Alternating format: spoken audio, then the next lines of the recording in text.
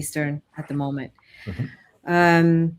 I wanted to welcome everybody. Thank you very much for joining us. This is a very important time for all of us. We are going to very soon live in a completely different world. And this is a discussion that is going to, we're not going to have any answers. We're probably going to walk away with more questions, even. So let's start. And before we begin, Pastor David, if you can lead us in a very quick prayer. So the Sure, floor is yours. Thank you. sure. Father, we come to you asking that this might be an evening of fruitful exchange and enlightenment. Show us your directions uh, for the mission of the Iraqi Christian Relief Council. Now, here I am, and guide the words that the five of us offer to the world, that we might be a blessing to you and to those who listen. Amen. Amen. Thank you very much. Before we actually start our discussion, I wanted to offer our deep condolences to the American public. We lost 6 service members. Our prayers are with their families. I also would like to offer our condolences to over 30,000 families of those who perished while taking to the streets and protesting in Iran simply to have better lives. We offer our prayers and condolences to their families, especially an Assyrian man who was a firefighter, Yohanna, who was shot while fighting the fire in northern Iran. Our prayers and thoughts are with his family as well. Our friends, my friends, during this very volatile time, the question for us that raises is, what is the future of the Middle East? Where do Christians fit there? And especially the Assyrians that are first people that are indigenous to the northern Iraq, southern Turkey, what does the future hold for us? There are a series of questions that we've chosen for our distinguished panelists, who I will introduce very soon. But these questions will guide the discussion towards 3 important things: geopolitical reality, the survival of indigenous Christians in the Middle East, especially what does the future hold for the Assyrians.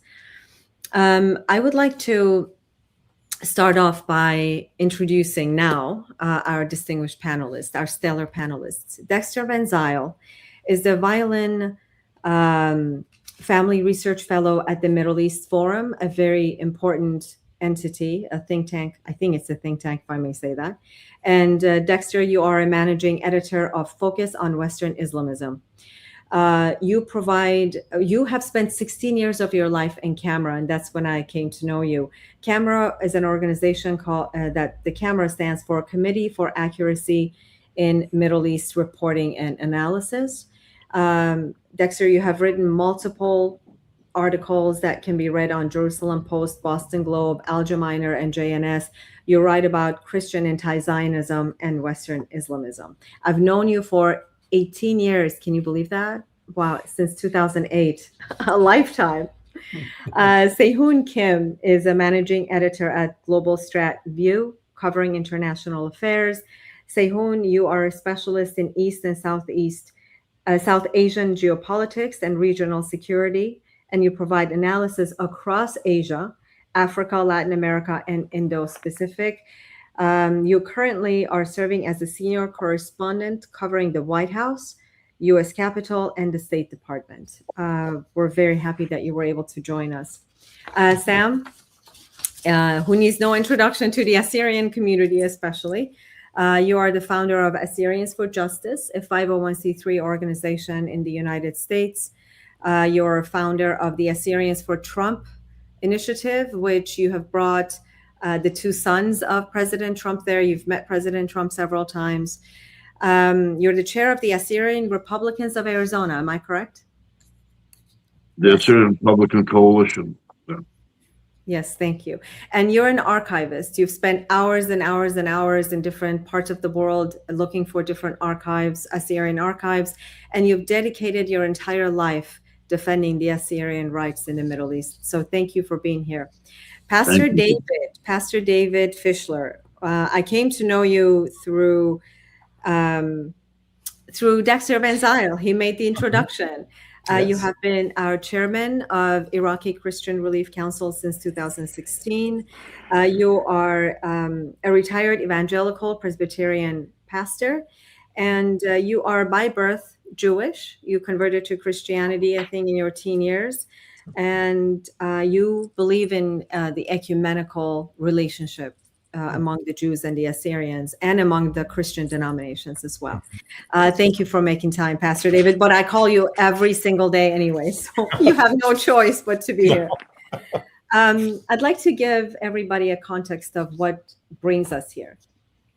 I'd like to go back to December. First of all, let me tell you a little bit about myself. A lot of people think I'm an Iraqi born Assyrian, but I'm an Assyrian born in Iran. I left Iran when I was 16 years old. I was smuggled out of Iran, came to the States when I was 17 through Germany as a refugee. I'm a proud US citizen, but I never really forgot my birthplace of Iran and obviously my rich Assyrian heritage. I was 6 years old when the revolution happened in 1979. I remember when they were chanting against Shah on the rooftops, and it would send chills down a 5-6-year-old child. And when in 2025 on December 28th, when I could hear those chants, now this time for the king, out of desperation, it just was so chilling for me. So what happened was on December 28th, 2025, nationwide protest happened across the country in Iran. And the demonstrations in January and February of this year expanded to be the largest challenge to the Islamic Republic since 1979.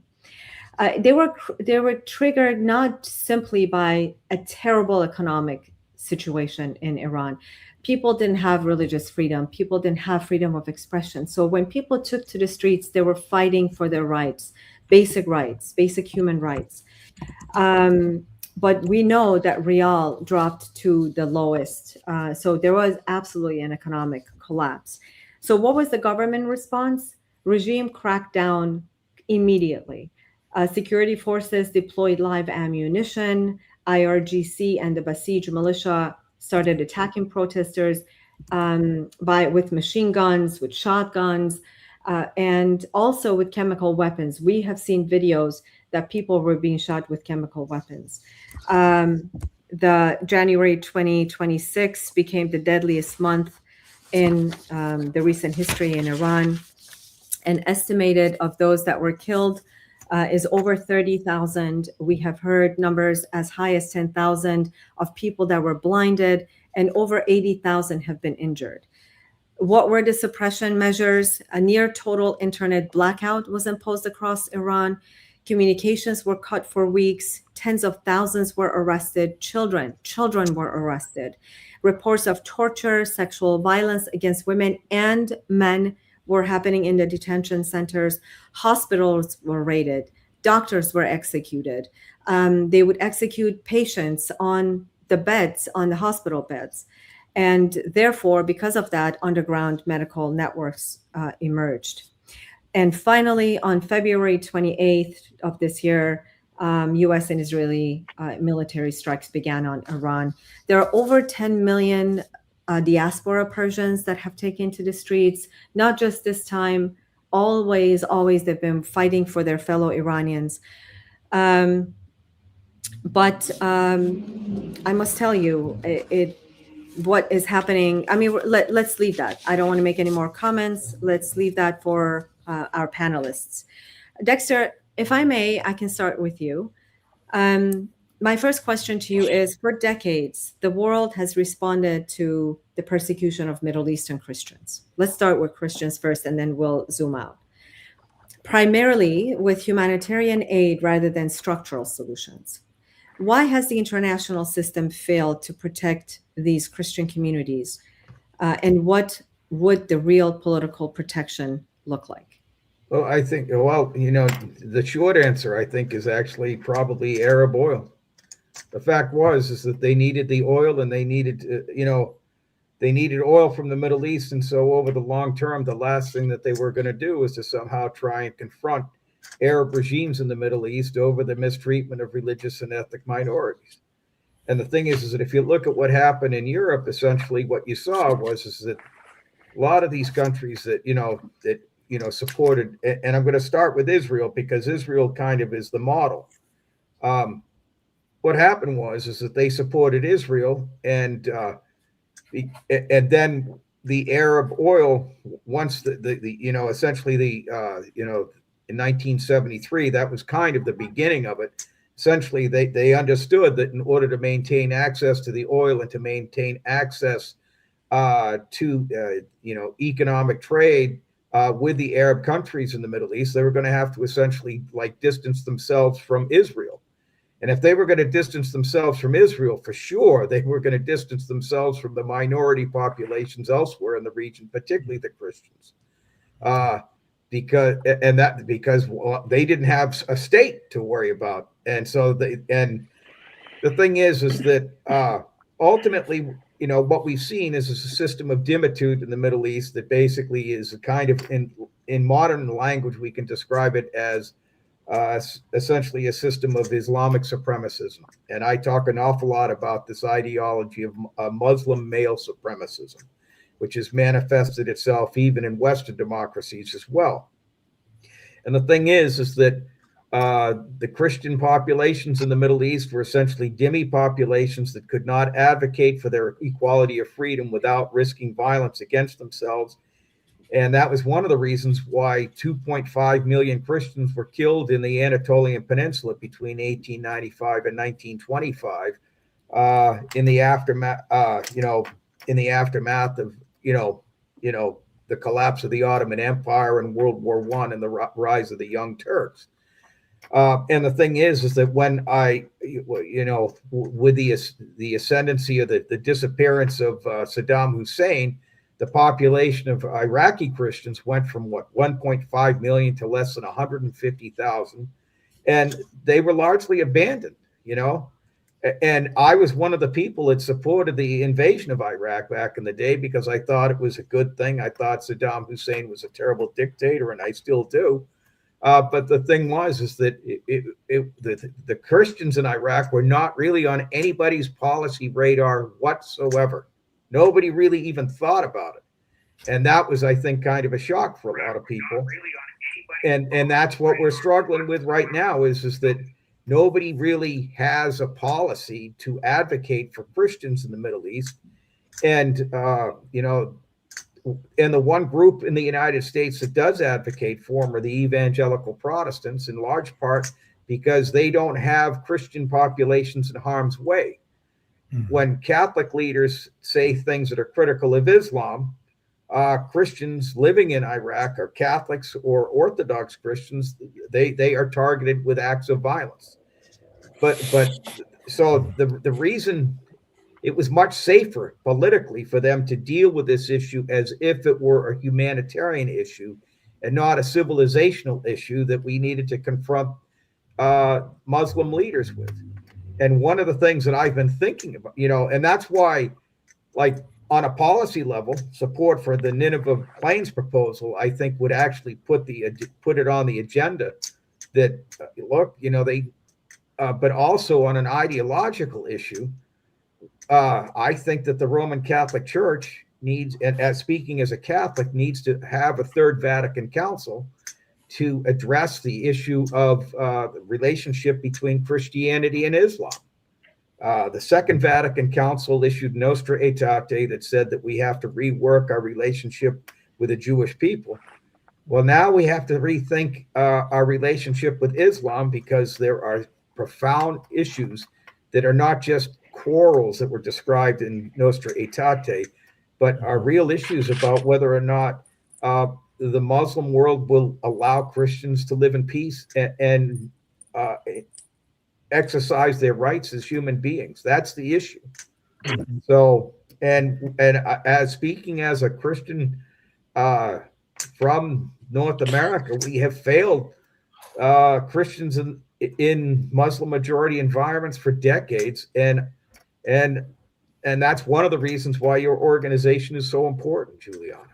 That's why, to help us get off this institutional and ideological intellectual failure.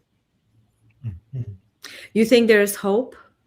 I mean, look, politics does not know any moral obligations, right? All right. And members and a retired member of the House, when I was standing overlooking Golan Heights in Israel, when I presented the idea of Nineveh Plain and speaking to him, because he spent his life fighting for religious freedom.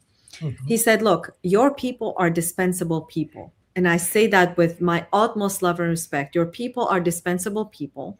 Until you have any value for U.S. foreign policy, you're not even going to be even placed on the agenda. So when we're told something like that, even though he said it lovingly, he told me this so we don't have empty hope, right? Because we've been paid lip service ever since I've been at this, and many generations before me as well. What do we do, Dexter? Okay. I think one of the things is that we need to side with the modernists in the Middle East. And I think, and there are modernist Arabs and modernist Muslims in the region that are tired of using non-Muslims as scapegoats for the failures of their own leaders, of their own leadership. If you look at the October 7th massacre, that was basically an effort by Iran and Hamas and Hezbollah to derail the Abraham Accords process, which was pursued by, the UAE and other countries in the region that said we want modernity, we want peace with Israel, and if we can figure out a way to insist that peace with the Christians in the region is piggybacked on top of that peace with Israel, that would be the way to go. And the thing is that if you look at what has happened, the enemies of modernity, Hamas, they basically destroyed the Gaza Strip by attacking Israel. The enemies of modernity in Iran have destroyed their country. They've launched repeated attacks against Israel. They have launched attacks against virtually, a huge number of Arab countries in the region just recently. This is a country that can't even get enough water for its capital. Okay. This is a country that can't, has basically gone from a kind of a modern economy. It wasn't perfect under the Shah, but essentially it is a disaster. But they do have money to spend on a nuclear program. They do have money to spend on missiles to attack Israel and their neighbors, but they don't have enough money to essentially, provide for like desalinization or some sort of effort to generate even enough water for their people. How stupid is that? And the reason why is because there are people who have decided that they want to use hostility towards the other, whether it would be the Christian West, whether it be Israel, or whether it would be the Christians in the region. They've pursued an ideology of supremacism that's led to disaster for Iran and the region as a whole. And I think it sounds, I don't want to make it look like or sound that like I'm happy that Iran has attacked other Arab countries in the region. But by doing so, they have basically explained to everyone, shown to everybody what their agenda is, which is to basically drag the entire region into a war that's destructive. And I think that the Christians in the Middle East have been martyrs to the cause of Arab modernism, or the failure.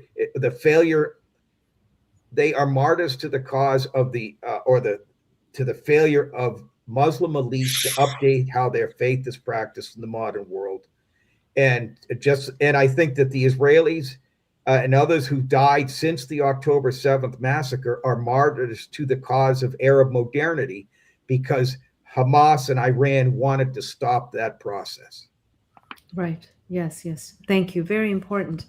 Building on what Dexter just said, Sehon, as global powers are shaping this region, and I know you believe minorities regardless if they're Christian or Yazidis, as an example, they need protection.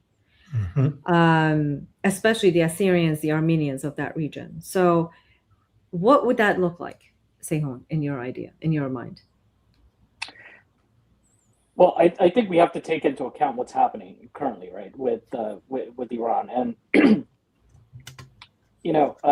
piggybacking off of what Dexter just had said, it is a wake up call. I think it firstly takes for the countries in the Gulf and the Arab world in general, and even to a certain extent in South Asia, right, where a lot of these Islamists are brewing again. A lot of people don't realize places like Bangladesh, for example, after the fall of the Sheikh Hasina government, that became the second breeding ground for a lot of these Islamist groups to come into the picture in the world. But going back to the whole Iran situation, this really needs to serve as a wake-up call for everybody, and because I firmly believe that it will. I don't know to which extent. It needs to be a wake-up call for all of us here in the United States and in the West. The reason being is that,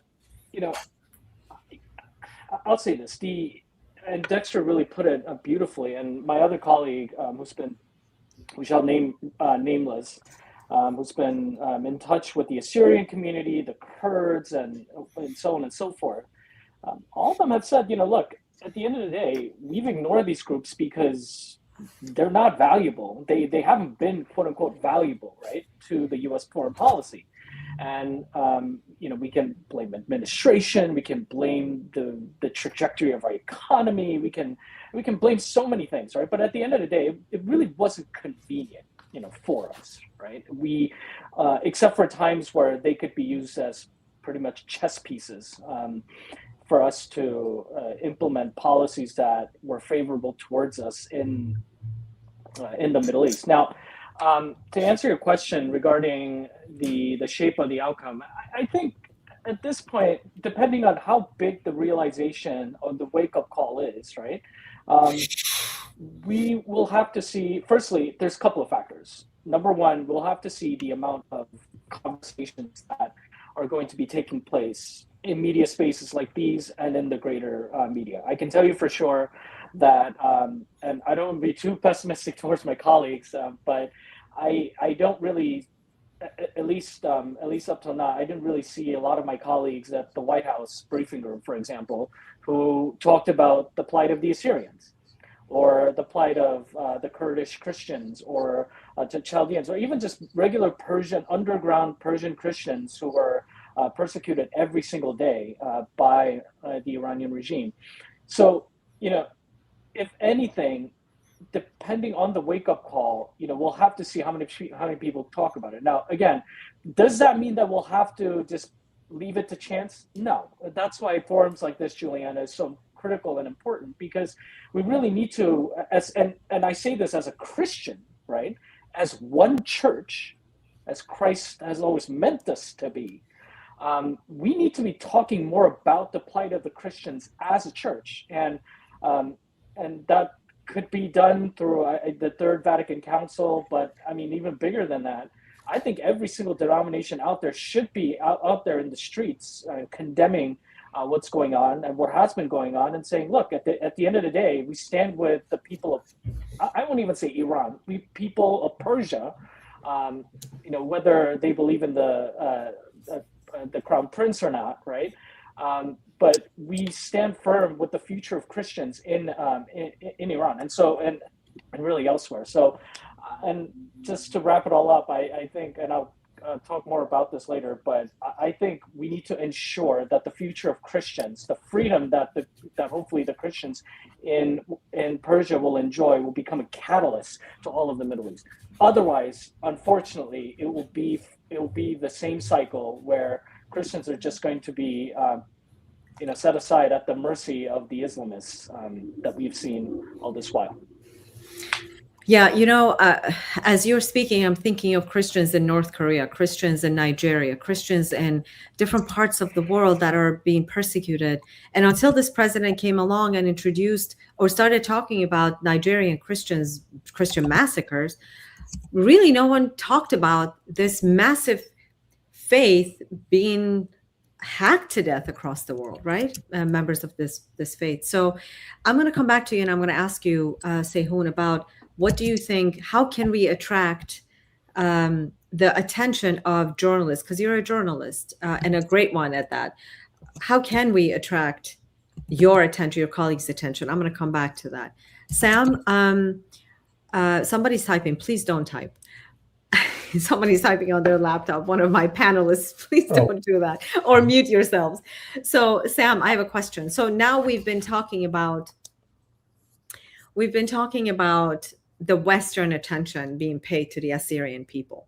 You're an Assyrian who has dedicated your life to the Assyrian cause, and you continue. Look, the ones that are close to you, that work with you, we see you are always on the phone. You neglect your own health. You're always flying. You're always on the phone. You're trying to bring peace among different factions. And I commend you for that. I honor you for that.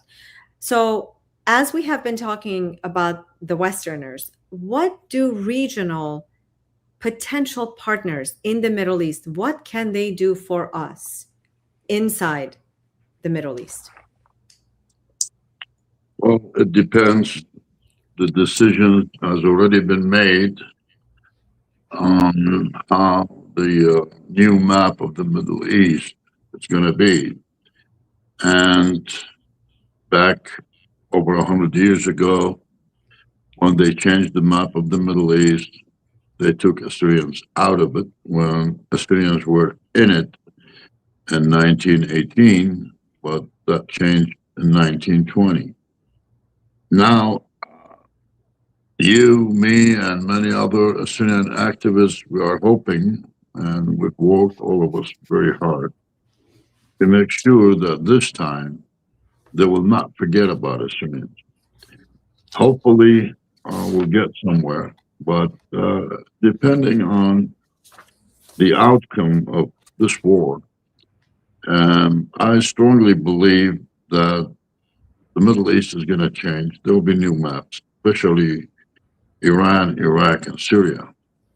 So there is a couple of possibilities for Iran. They might push for federalism in Iran. Well, Iran with 90 million population and like 12 to 14 million Kurds and a lot of Arabs, Turkmens, and other people that live in Iran. I think they're gonna divide it into regions. The same thing that they have done in Iraq, and as an example, the Kurdistan region in Iraq. So that's one possibility. The other possibility, which there's people against it and there's people for it. Maybe there will be new countries created in Iraq and Iran, or the border of Iraq and Iran.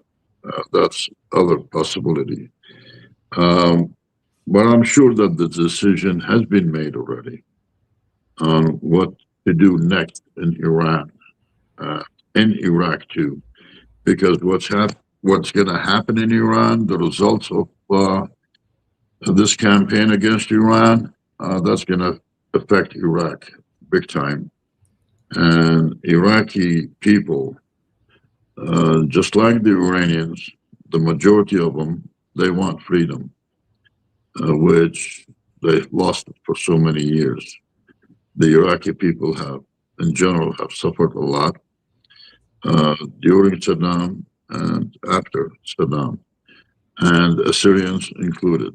So I'm hoping that this time the superpowers, especially the United States and other friends, will not forget about Assyrians. We should have our own system of governing in Iraq. And I'm so hopeful for that. We'll see. Mm-hmm. From your mouth to God's ears, and we have to be prepared if that offer is handed to us. Do you, before I move on to Pastor David, Sam, do you have anything breaking that happened within the last hour, hour and a half that you can notify our audience about with? Well, the latest thing was none of the planes, a warning was issued by the coalition for people who are living close to Hezbollah bases and the 30th Brigade base to stay away from these locations about 1,000 meters away. Make sure they are in open places for their safety. So it looks like maybe they are already attacking Nineveh plains right now. On the other hand, there was a building in Ankara that was attacked. Most likely it will be demolished because it was a big damage. Also, some damage happened at a girls' school that belongs to Bishop Marbashar Warda. Who is a Chaldean? Who's a Chaldean archbishop? For those who don't know, he's a Chaldean archbishop. Okay, and also a Chaldean church.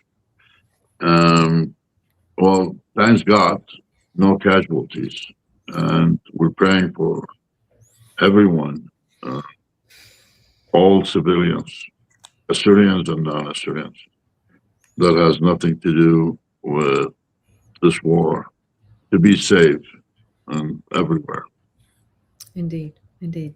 Thank you, Sam. Pastor David, how many times have I come to you and have said, with a broken heart, I go to speak somewhere, and then they say, well, you're not real Christian because you were baptized as an infant. You didn't accept Christ as an adult. Your people are the same, so we really don't care. Or does your ministry strictly evangelize? And if you're not an evangelistic ministry, we're not going to stand with you because you're not spreading the gospel. My question to you is, what is your message to our Western brothers and sisters who sometimes may think Christianity is a Western religion, forgetting that Jesus was a Jew, that this faith is very much a Middle Eastern faith? What is your message? Why should Western Christians care about their Eastern brothers and sisters? It's an excellent question. I think the simplest answer is we are one body of Christ.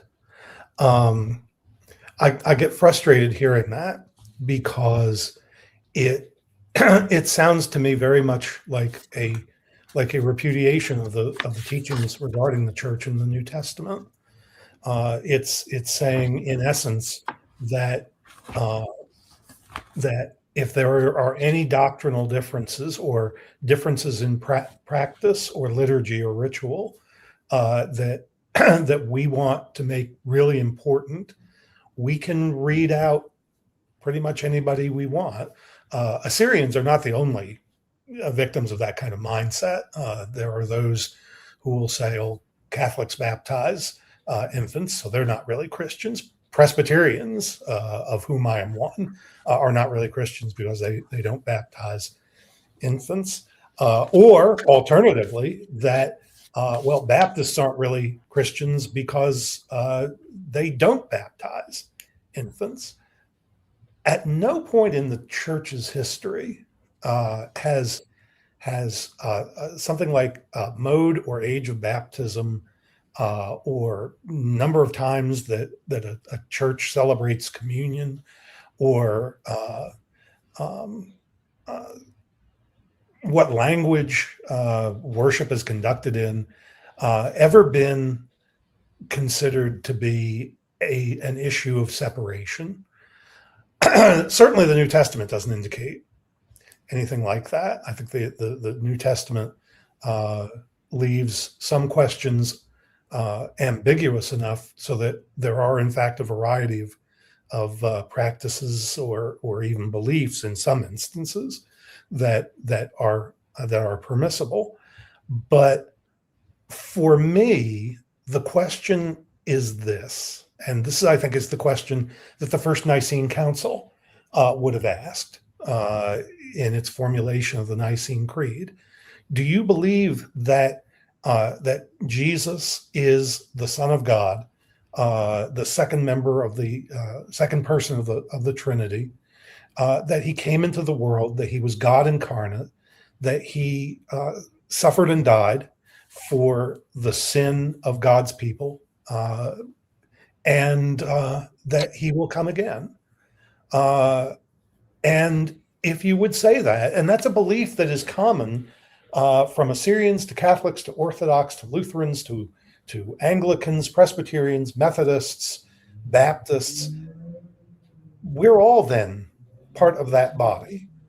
And if one part of the body is suffering, as Paul put it so eloquently in 1 Corinthians 12, if one part of the body is suffering, as so many Christians are suffering in the Middle East today from one form of persecution or second-class citizenship, demitude, as Dexter put it before, if one part of the body of Christ is suffering, the whole body is suffering.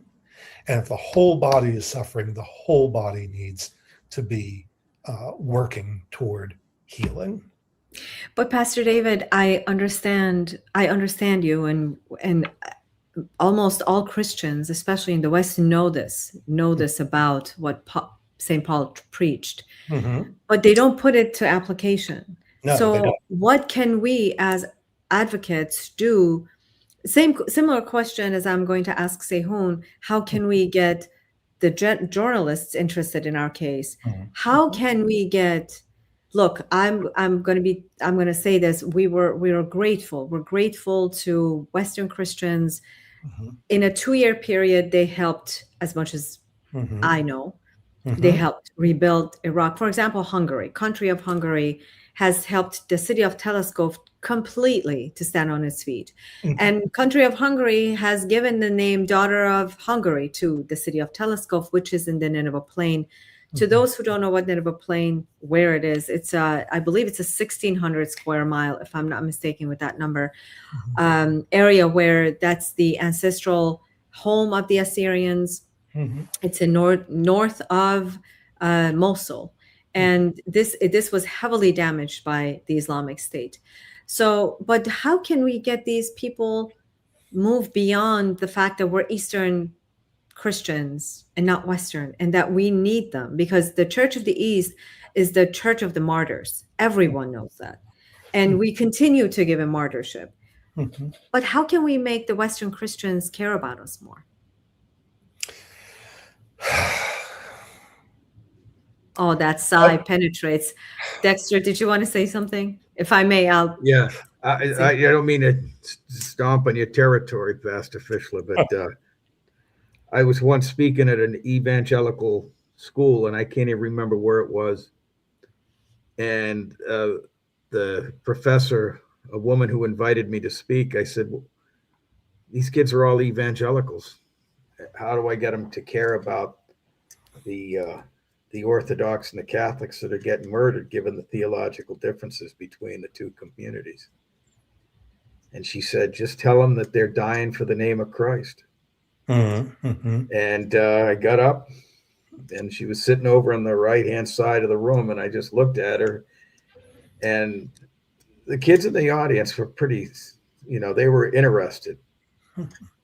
But I basically breathed deep. Which is the truth, Dexter. Which is the truth. They do die. die. And it worked. As soon as I said that to him, I said, look, I know you got theological differences. You got differences in practice. You got a different orthopraxis, all this stuff.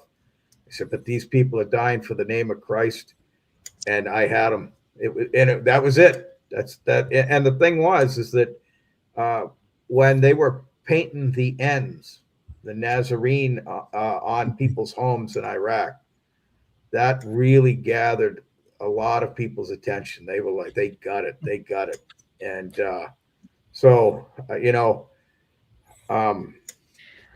Thank you. That's my response. So, Well, I'm sorry, Pastor David. No, that's quite all right. I think that's an excellent point, and I think that and the fact that you referred back to the ISIS crisis um, really illustrates the problem that we've got, because we did get tremendous response when ISIS was in the news every day, and when the world was being shown every day that Christians and Yazidis and other religious minorities were suffering horrendously. And ultimately, the point I think needs to be made: this is still going on. Just because it's not in the news, just because you're not being banged over the head with it with television pictures, doesn't mean it's not happening. It's ongoing. Right. And if it meant so much when ISIS was doing it in front of the world, Yeah. then even when the world has turned aside, Christians still need to pay I got attention. another idea, and this is one of the things. We're very short on time. All right, I'll be quick. Uncle Tom's Cabin basically really jump-started the abolitionist movement. We need dimmy narratives. We need narratives, and we need books that basically tell the story first person, just the same way that Frederick Douglass told his story. We need narratives of Christians telling us what it's like to be a Christian in a Muslim majority environment. And we need to broadcast these books and these narratives and these pamphlets out to people in as best a way as we possibly can. And if we can get an Uncle Tom's Cabin narrative out there, watch out. Okay. We'll come around privately on a one-on-one basis, Dexter, to continue that conversation. But as we're approaching the time where Sam must leave, Sam, can you give us one idea, one policy that you could present, if you can speak about this, to not just to the White House, to European Union, to the Australian Parliament, here in Washington, D.C., what would that policy be to help the Assyrian cause? Juliana, maybe I should not speak about that publicly, because Assyrians have a lot of enemies. But we're hoping that this change that is going to take place in the Middle East, Assyrians will have a role to play, a better life to live, and their rights will be recognized, fully recognized. And that's what we're working on. So let me ask you. There is things that we cannot really discuss right now, but hopefully by the end of this war, we will be able to discuss everything openly. Then I'm going to ask you, since you're a historian, you've spent so much of your life digging through archives. Many people here that are watching us don't know about the valiant and courage of a group called levies. I bring the levies up in Iraq because they served the crown valiantly. They served the Allies valiantly during World War I and World War II. Can you say a couple of words? Why do I bring them up? Because we can be a real partner for our neighbors and to the West. Can you just briefly tell us the history of the valiant levies in Iraq? Not only the levies, but Assyrians as a nation always has been with the Allies, before the levies, during World War I, and after World War I. World War II, that's where the levies had a huge role in saving the Air Force base in Al-Habaniya. If that base was taken by the Germans, it would have brought a lot of damage for the war, for everybody. So Assyrians are always been very faithful to the Allies, whether it was World War I or World War II. or the liberation of Iraq also from Saddam Hussein, but they gained nothing as far as national rights. But they're always being faithful to the Allies. They never took the wrong side historically, never. Yeah, we're valiant fighters, and once given a chance, I mean, we participated in freeing and pushing back ISIS and dismantling ISIS during 2014. Mhm. Let's talk about Muslim Brotherhood just briefly, Dexter. Unfortunately, I want to stay as much as I can within the hour time frame. What can you tell us about Muslim Brotherhood and the threat as a result of these attacks in Iran we may be experiencing in the near future here in America and in the West? And you're on mute. Yeah, I think you're worried a lot about the sleeper cells. And essentially, one of the things that we last June or July, essentially, the Department of Homeland Security sent about 30 Iranians back home. They deported them because they had overstayed their visas. And I think that people are paying very close attention to it. The notion that, and there was always basically this narrative out there that essentially we're going to see a large number of sleeper cells attacks against the United States if, in fact, we actually had a serious round of fighting and attacks against Iran. And so far, we haven't seen that. And I knock on wood. Hopefully, we won't. In large part because maybe that threat was exaggerated. But the thing is that when you look closely at what has happened, there have been some instances where basically lone wolf attacks. There was an attack in Austin, Texas, I believe, where somebody was wearing a pro-Iranian shirt. He was from Senegal, and apparently Senegal has a large Iranian presence or influence there. The thing is that I think that that's going to be an individual attacks. People are going to basically, engage in that type of violence, but hopefully we won't see any coordinated attacks. And I would encourage people to keep their heads on a swivel and pay very close attention. But the thing that's bothering me is that there's an awful lot of protesters out there, or a few at least, that are basically taking Iran's side in this war, or the not the Iranian people's side, but they're siding with Khamenei and his regime, and they're protesting his death. And that's largely because let me ask you. Go ahead. Yeah, go ahead. I want to ask you. A lot of people are saying that this war is not the U.S. war. We're fighting this war for Israel. What is your answer for this? My response to that is that these people have been making. First of all, Iran has been responsible for the deaths of thousands of American soldiers since the 1980s. In 1979 they took Americans hostage and held them for over 444 days. The IRGC paid the Taliban $1,000 for every American soldier that it killed. And Iran has basically been screaming about death to America. And the thing is that we have Shia Muslims here in the United States in places like Dearborn that periodically will get out during times of conflict and chant death to America. Just recently, Hezbollah is responsible for the deaths of huge numbers of Americans.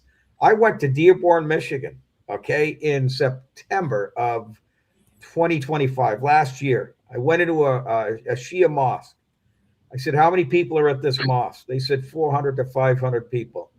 And I innocently said, so how many of them support Hezbollah? The guy said 90%.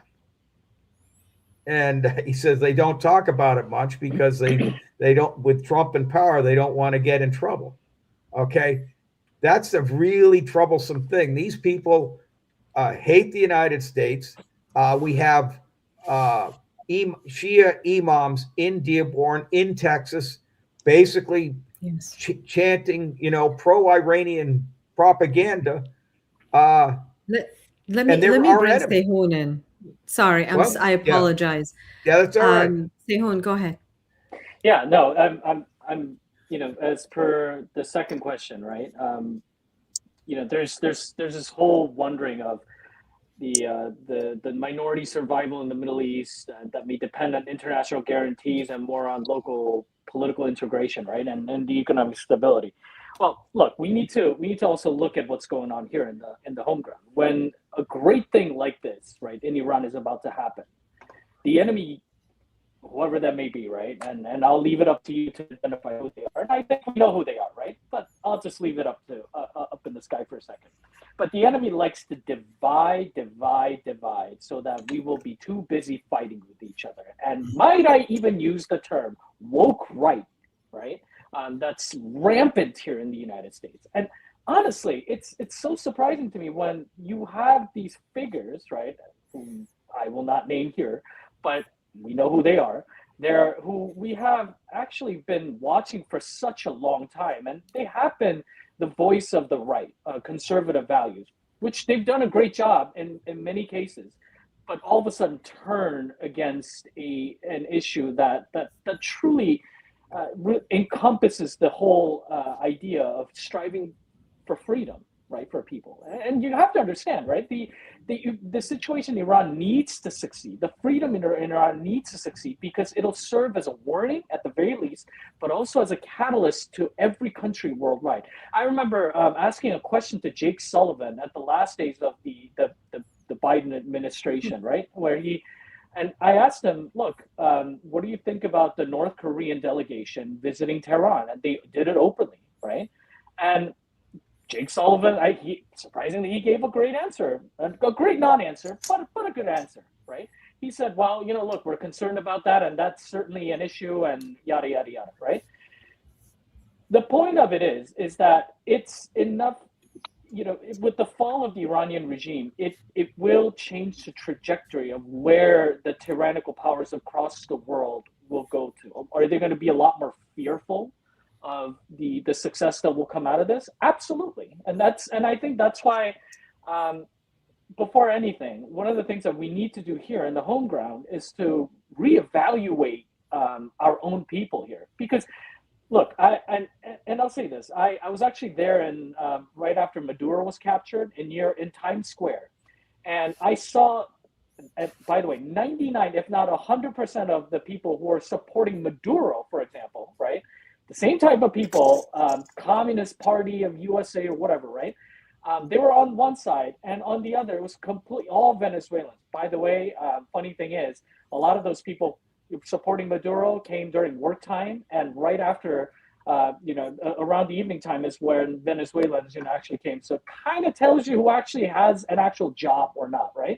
But it's the same thing with the Iranian regime. It's it's mind-boggling to me when people in New York City come out with the flag of Iran and the flag of Palestine, right, and say, "Oh, well, we are for," and yell out that we're for the freedom of the Middle East and all of that. Well, when you say freedom, what do you mean by freedom, right? And in actuality, basically, they want to be free of capitalism. They want to be free of Western way of living. Right. They want to, yeah, exactly. And so I would even go as far as to say, well, the Assyrians especially, you have an opportunity here, where, and again, maybe it's a job of folks like us in the media. And I can tell you, look, as a media person, we have not done you any justice. In fact, we have actually. And I say what this should as a we bigger do? body. So, well, we need to have somebody. We need to have people in the media ask President Trump directly, which I'd be happy to do, which I have done multiple times, about the Christians in the Middle East. And we have an opportunity here because we have a president whose words carry an extreme amount of weight, right? Obviously, a lot more than the previous guy we had in office, George Bush. I would even go as far as to say even bigger voice than Ronald Reagan himself, right? And I say this because of all the media and information and technology that we have here today.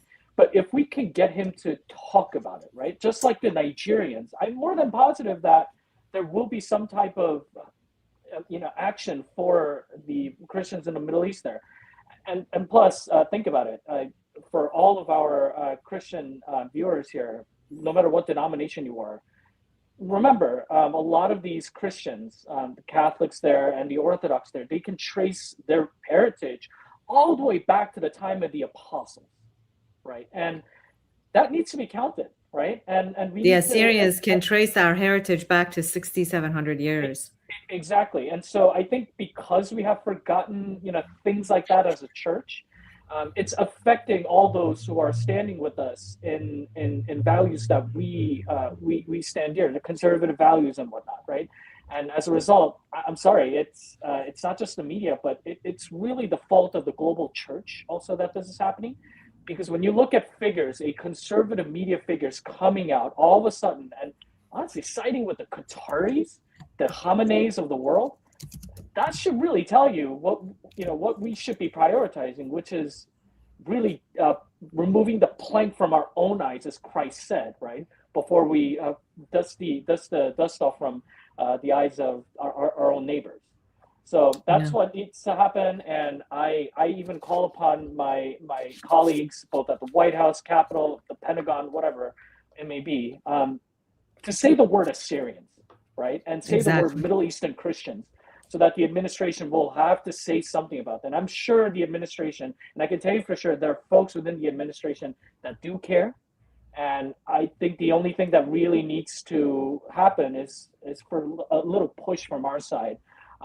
So that we will see the vision that we have been saying. And by the way, Sam has been doing wonderful work with the Kurds, with the Kurdish communities. I'll even go as far as to say that, there's despite all the other conversation that's been happening, I had the honor of hosting Sam at the press club a few months ago. And to see the unity between the Kurdish community and the Assyrian community coming together, despite the differences, it really encompassed the potential future of what that region may look like, right? Despite the differences in faith, the histories and all that. So I would even urge everybody within the grassroots communities to do something similar, to look at what's been done there and say, look, let's talk and get this over with first, and then we can go and talk about things that are that have been pressing us for centuries. So just before Sam leaves, actually, I have a question for the entire panel, and then I'm going to, Sam cannot stay. It's okay. We have a great piece of information that we're going to talk about. But in terms of what Sam has been doing, I would label Sam as a man of peace. And he sees that these are my words, not his, that we need to find a way, a bridge building with people that have not been exactly our friends. They have not been our friends. They have hurt us. And some factions of the Kurdish tribes, some tribes have, we've had a contentious relationship. However, there is room for healing. And Sam is healing those wounds. Look, I'm going to give you a very quick example. Uzay Bulut, who is now the director of our communication here in our organization, she said, I apologize for everything that my people have done, the Turks have done to hurt your people. And I will spend the rest of my life, spend my penmanship to help heal those wounds. This one individual who is a prolific writer has spent her life defending the Assyrian rights, right, through her writing. And there have been so many Turkish freedom fighters that have written articles on behalf of the Assyrians for the Assyrian rights. So what Sam is doing is bringing the two communities together, that we live together, we work together in the Middle East, and he's doing a phenomenal job of bringing the communities together. But my final question is to all of you. Very quick answers, maybe 2-3 words if you don't mind.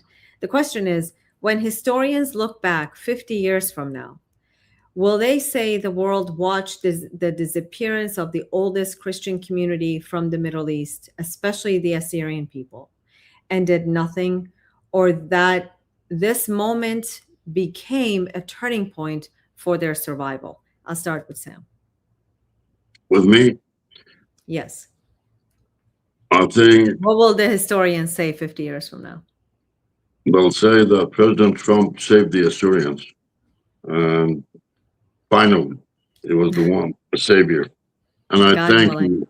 And I thank you, Juliana, and I thank Dexter, Sehun. Thank you, Sehun, for hosting our Syrian Martyrs Day at the National Press Club.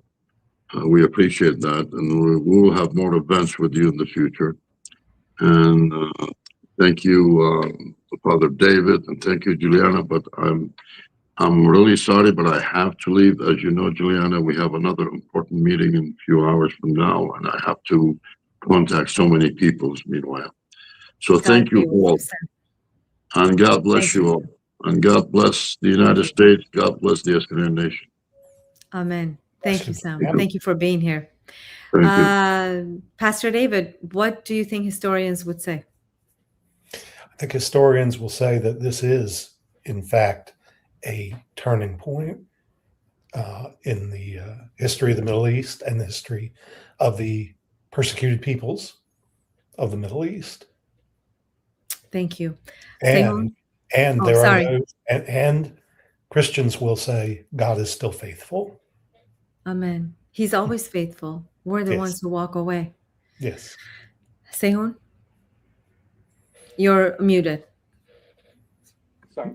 I think the best case scenario is that the future generations will look back and say, well, the church really did something, right? It united for the first time to recognize those who are being persecuted as truly as brothers and sisters and did something about it. And, I would even go as far as to say that, one of the two of the entities that were leading that fight were the United States and Israel, right? And Amen. I think and I think that will hopefully be what's been said. But that being said, we do have a bit of a fight We do. in us here, and I would also, if they do say, Real when they quick, do say please, that, real right, quick. right, when they do say that, they would say that that was the beginning of the death of the Soros leftist networks that were using the whole picture of Islamism to destroy the Western civilization. And thank God people did something about it. Thank you, Sehun. Dexter, real quick, please, because I have My to make hope an is announcement. that Muslim elites will do what Christian elites did after the Holocaust. Jules Isaac asked Christians after the Holocaust, he said, you say that you worship a God of love, and yet you've basically been demonizing and harassing and killing Jews pretty much throughout your history. I hope the challenge that Westerners and Christians can present to Muslim elites in the years ahead is, you tell us that you worship a compassionate, loving, and merciful God, and yet you have been behaving in a manner, that is anything but, significant numbers of Muslims have been engaging in behavior that is anything but compassionate, loving, and merciful. And you tell us that there is no compulsion of religion, and yet essentially Christians and Jews have been the target of Islamist violence for centuries. What are you going to do about it now in the 21st century? And they murder their own people who don't agree with them also. Right. All right. So thank you, my stellar panelists. But Pastor David and I have a very big announcement. And I'm grateful to those who stayed with us. So Isaiah 6:8, I'm going to go to the Torah, to the Tanakh and say, Isaiah 6:8 says, then I heard the voice of the Lord saying, whom shall I send and who will go for us? This is Isaiah saying, and I said, here I am, send me. So based on this, I want to tell our supporters, donors, friends, affiliates, that we are expanding our mission beyond Iraq and beyond the Assyrians. My heart is racing because Iraqi Christian Relief Council has been my child, who's now 19 years old. Okay. I don't have children, but ICRC is my child. And as I say this, we are going to expand our mission under a new banner. ICRC will stay, Iraqi Christian Relief Council will stay. But the new name that we'll be working through is Here I Am Charitable Foundation. And this is going to be our new logo. My friends, those of you who are here, you are going to see us posting under this banner. And I want to say a few words about the logo and why we have chosen it. As long as I remember, on this journey, we started ICRC. Violet Hamou and Romel Benyamin were with me when we started the organization. And then our board expanded. Dr. Joe Danabi was there. Ted David was there, and others came along. Juliana Snell was there. And this logo, we chose it recently. By the way, let me tell you how this name came about. Here I am. So our executive board was on a Zoom chat, and I turned around, and we were trying to figure out a name, and we came up with a few names. We wanted them to be uplifting, not always about persecution, and not Iraq, because we do much more than Iraq. We have served in 13 countries. And we have stood with the Jewish community. We have stood with the Yazidi community. And so as I turned, many of you have seen me wearing this Hebrew Hebrew name, Hineni. Hineni means here I am for you. And the term Hineni, the term here I am, Abraham answered 3 times, to God, to the angel, to his son Isaac. Isaiah himself, as we see in 6:8, says, Hineni, here I am. Moses said, here I am. And as I turned, the sun through my windows shone on this. And I turned to my board of directors and I said, you guys, what if we say, here I am, Charitable Foundation? And everybody loved it. We brought it to some of our donors, to our board of directors, to our partners, and everyone absolutely loved it. And we chose, so I'm going to describe why we chose this. The hands are ascending, and they're ascending to God, and they're ascending to the child of God. So we're saying, here I am, Lord, send us. And we're saying, here I am, to the child of God that is suffering. The rays are the light of God. God said, let there be light. And this is spreading. The light is spreading to 4 corners of the world. The circle is representing wholeness, because I believe when we say, here I am, we become a complete human being. When we say, here I am, it's about a response, a readiness to respond. We say, we're ready to respond to you. It's a call to responsibility. And when we are called to responsibility, we are honored. And we say, here I am. But also there's a listening element to this. When we say Shema in Hebrew and Shmi in Assyrian, both Hebrew and Assyrian are very similar, Aramaic. And when we listen and God says, where are you? And we say, here I am.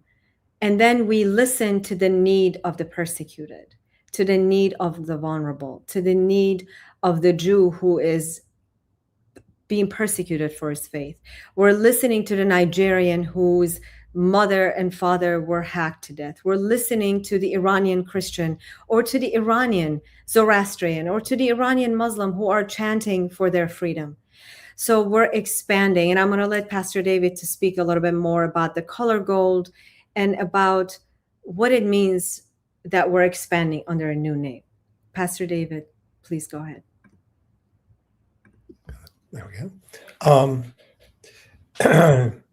Gold signifies several different things in Scripture, but probably in many ways, the thing that brought us to that was it's a thing of value, and the people whom we seek to help are people of value.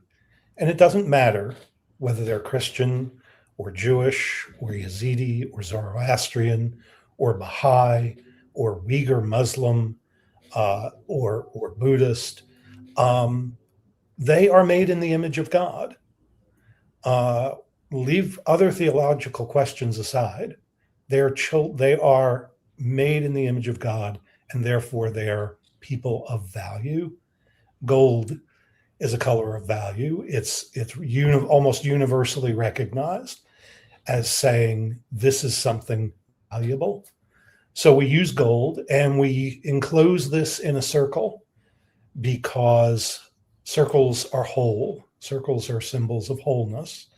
And that's part of what we are seeking to do, is to bring wholeness to people whose lives have been torn apart, who have been deprived of the ability to simply live in quiet and to worship God as they choose, and to do so in freedom. We want to bring that kind of wholeness to them. And one thing to add to what Juliana said regarding Isaiah 6:8. Isaiah presented himself and he said, "Here I am." And in doing so, he took upon himself a mission and a calling. What we do, we certainly don't do it because we get paid lots of money to do it. We don't do it for the recognition of the world. The world doesn't know we exist. We don't do it to make ourselves feel good. We do it as a calling from God and as a mission from God. And he has said to us, I want you to reach out, to speak on behalf of, and to assist those who don't have a voice or who don't have enough of a voice, to join with others to provide that voice, to bring aid to those who are in need because of the conditions under which they live.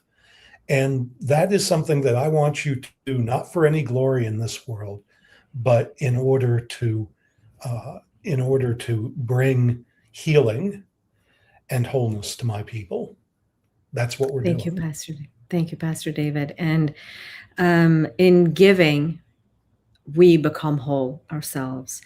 And so for those individuals that are still with us, this is recorded. We're going to send this to our donors, to our partners.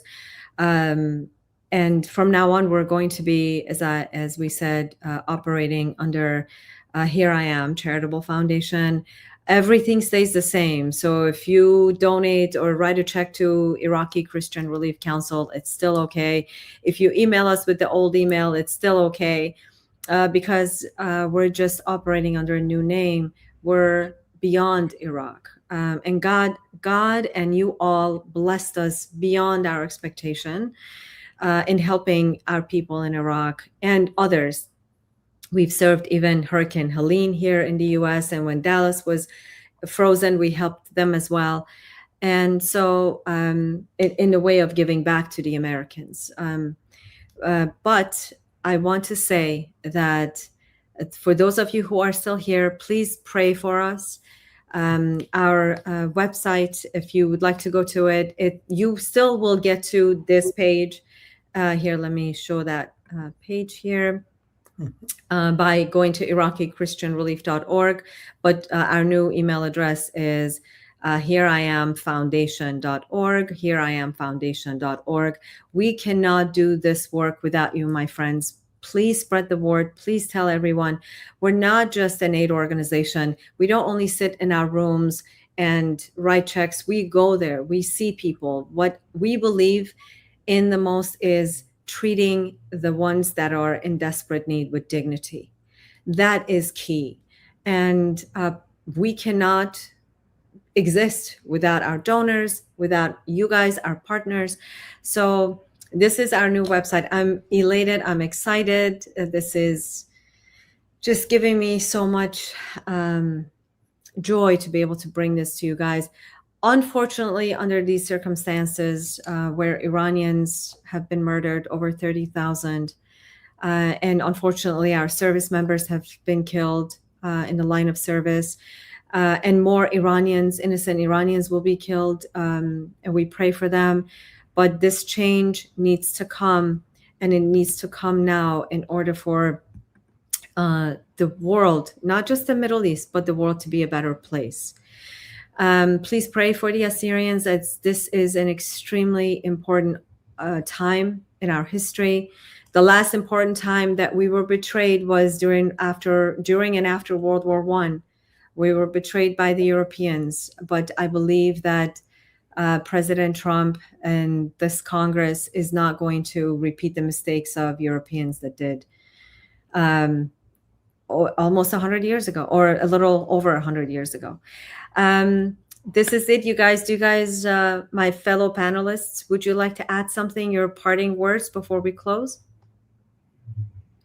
Okay. I'd simply want to say thank you, Dexter. Thank you, Sehun. Thank you, Sam, wherever you may be. And thank you to all of you on YouTube and LinkedIn and Instagram, Facebook too, I think.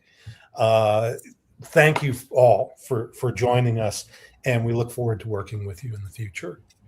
Yes, and thank you everybody who were a part of this, our comment community. Rochelle, Nick, I've known you. Actually, I met you, Nick, when we were at the event with Dexter. Dexter had created in 2008. So Caroline, Chris, Mimi, everybody, Vasily. Oh my God, so many people are here. Andrew, Enios is from Europe. Thank you for being here, Bobby John. Gino, I'm sorry, I'm going. Tony, Richard, Peaceful Quest. Patrick, our member of the board. Thank you for always being with us. Who did I miss? I miss Palmas 1359. Oh, that's for me. Communicating. Oh, that's you. That's me. Okay, so you were responding to somebody. Yes. Mimi. I don't know who you were. Oh, Fior, thank you for interviewing us last time about Iran. So thank you, everybody. I'm sorry if I missed somebody. God bless you. Charles, thank you for being here. Thank you very much. All right, everybody. God bless you. Shlama. Shlama. Bye.